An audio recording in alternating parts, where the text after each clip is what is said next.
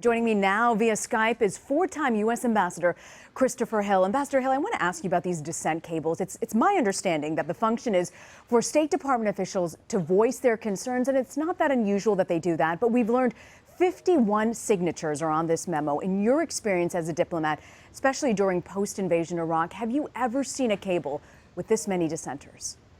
No, that's pretty unprecedented as far as I know. I mean, it's pretty widespread. Usually dissent channel messages are by one or two people, often very minor issues. Of course, it was set up during the Vietnam War over a major issue, and it's been used from time to time on major issues, and I would put this in that category. As you said, it was set up during the Vietnam War. It's really a way for employees to voice their disagreements with policies without having to fear any backlash from the White House. But in your experience, do you believe that presidents over the years actually take this channel seriously?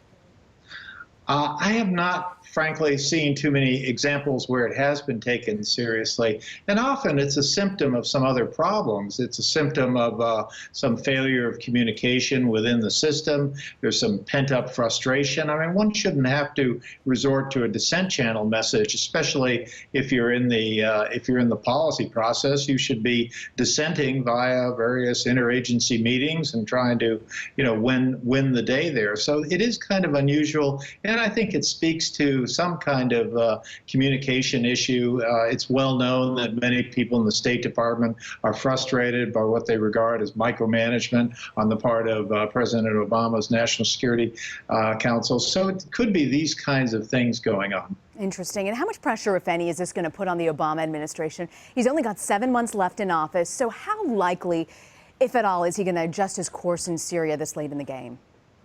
Well, fairly unlikely as a result of the dissent channel message. Of course, I'd like to see what the actual text is. I mean, to me, the idea that we're going to get involved more in Syria through bombing in the absence of a diplomatic strategy would be a little unusual. And what I would hope to see in that dissent channel message is the idea that what we have been doing or what we have been dithering over is the failure to have a diplomatic strategy, at which point you have a strategy and then you say, okay, we're going to bomb toward that strategy. That's the sort of thing we did in Bosnia.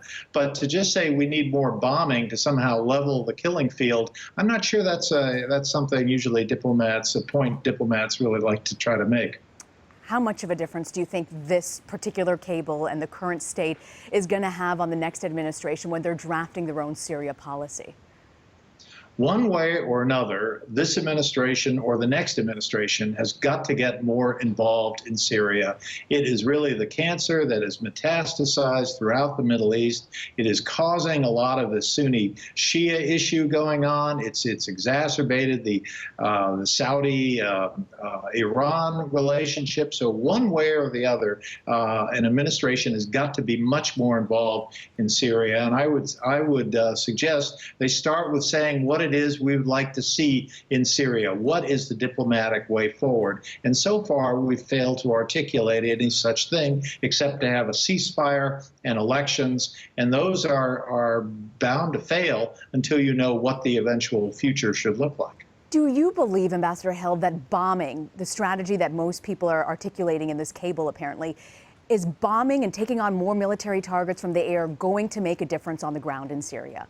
I appreciate the idea that Assad has not paid a price for his intransigence, but just bombing in the absence of a strategy toward which you're bombing is just more violence, and Lord knows Syria has enough violence and has enough bombing as it is. So I think what we have to do is to devise a plan, get some people to sign on to the plan, as we did in Bosnia. Then it was called the contact group plan, and then say, if you're not going to accept this plan, we're going to come after you.